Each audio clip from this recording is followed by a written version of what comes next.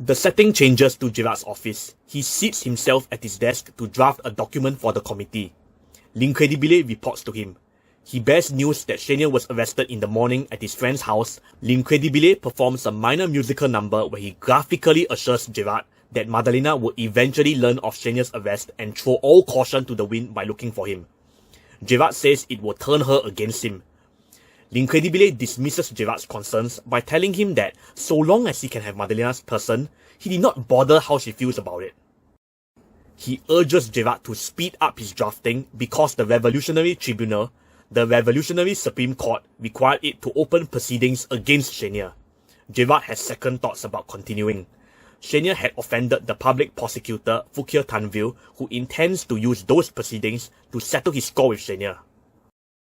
By aiding Fouquier-Tinville, Gérard can dispose of his rival for Madalena's love, but deep inside, he knows such an underhanded way is despicable. Gérard's wrestling with his sense of honor over his work on the revolutionary government's lawsuit against Chenier results in his big aria, the first musical highlight in this act.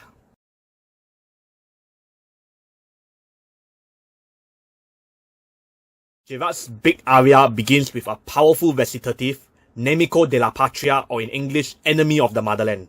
From such loaded words, you can tell that this is going to be a very dramatic piece.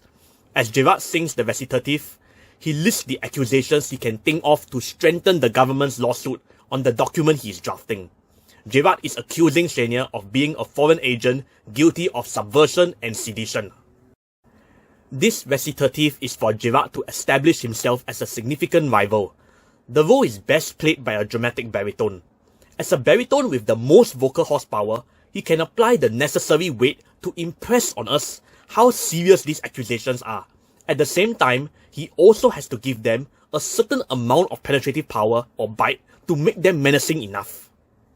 After all, in this recitative, Gérard will be bringing Chenier down. Let's hear dramatic baritone Piero Capuccilli sing this recitative.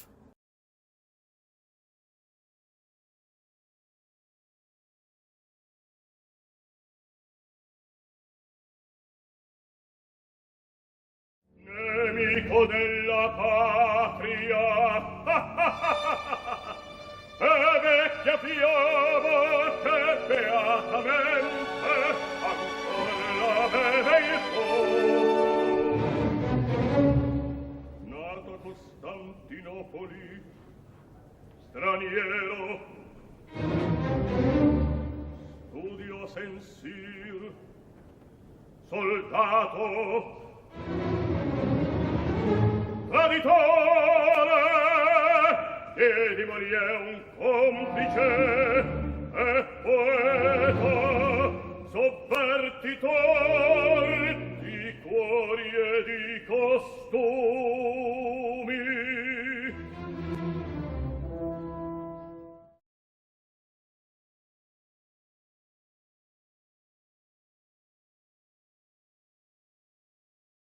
Now, we'll listen to Gérard begin the aria proper as he ponders over what he's done. First, he sings nostalgically of the past when he could stand tall in serving the revolution. Then, Gérard sings of how he has been brought low by his desires and his emotions. He blames himself for allowing himself to be shaken by the temptation to take advantage of the proceedings to remove his one obstacle to Madalena's heart. Gérard also blames himself for being too weak to decline such a task. Deep inside, he knows Chenier is innocent of the charges against him. The section where Capuccilli sings this is a parlando section. Parlando is a style of singing which resembles talking because of how it seems to follow patterns of speech, like the greater use of inflections and the additional stress placed on certain words and the way it seems to have a conversational flow. If it's not for the verbal effects and the heated way Gérard sings how he feels angry about letting his desires and emotions get the better of him, Capuccilli's rich, lovely voice will make me think he's truly singing this.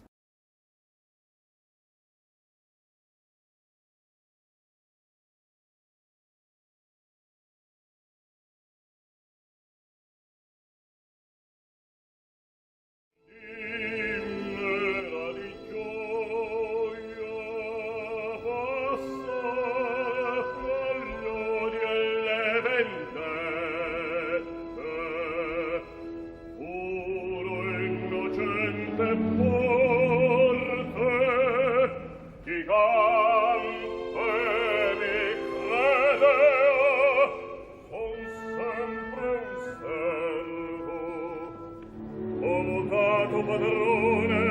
un servo obedient e di violenta passione a peggio uccido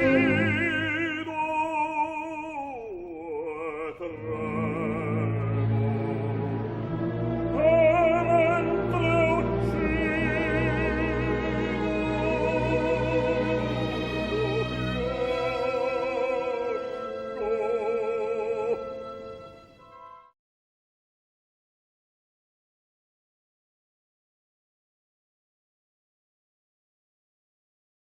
You could tell the verbal effects from the way Cappuccini sang certain words like the note of disgust for the word pego, where Gérard started to blame himself, the sense of gravity he gave the word trema, where Gérard felt shaken, and the tearful manner he sang the word piango, where Gérard felt weak. That section Cappuccini sang was really well done, but he would give much more to the final section.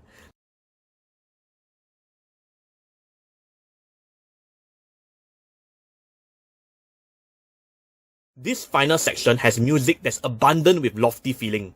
In the section, Gérard sings about the high principles that once motivated him to serve the revolution. He had wanted to inspire his fellow men to greatness, to help them up and work with them in building an ideal society where they could all live with one another in mutual brotherhood. Cappuccini rises up to these exalted words by giving everything he's got. Elevated sentiments, hopeful expression, poetry and vocal horsepower are all invested in this magnificent conclusion, which Cappuccini tops up with a splendid high note.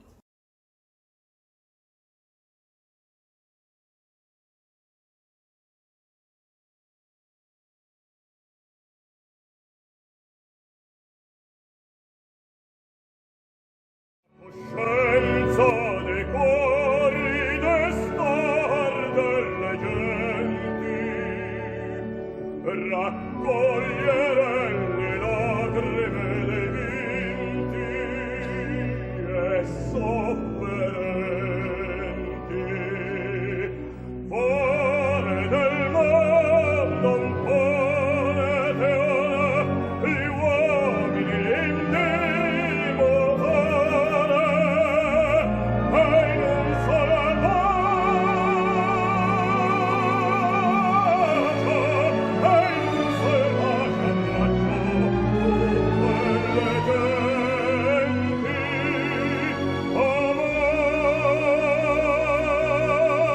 amare, e in un solo bacio e abbraccio,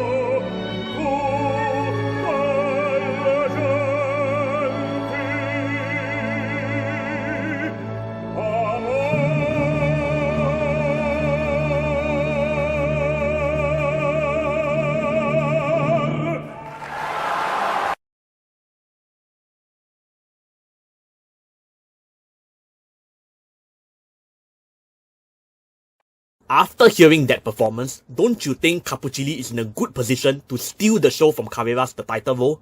He certainly is. Cappuccini is one of opera's titans. To me, they are star dramatic baritones whose voices come across as sticks, but Cappuccini's comes across as a juicy and meaty slice of ribs. Even today, this succulent voice continues to be an integral course on several classic operatic banquets for the ears that can be sampled on disc. If that's not great enough, despite Cappuccini beginning his career in the age of operatic titans, unlike many of his peers, he was able to carry on into the age of video in peak condition.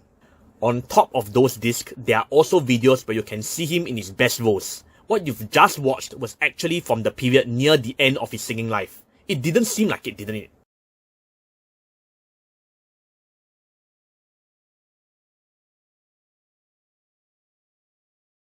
The result of the wrestling match in Gérard's heart between his sense of honor as well as his desires and emotions is out.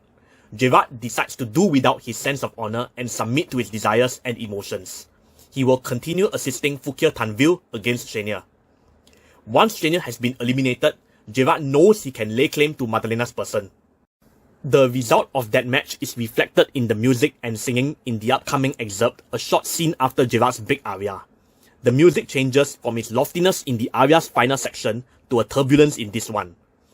Cappuccini's singing mutates from the touching refinement we just heard to grating rawness. Cappuccini even adds a dash of cynicism at the end, snarling his second last line, on with the excerpt.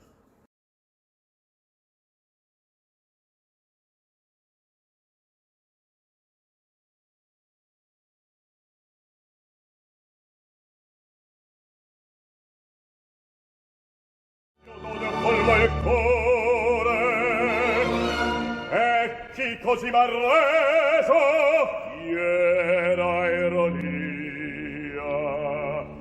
e l'amore come voluttoso e col nuovo padrone il senso fuggì a tutto sul vero la passione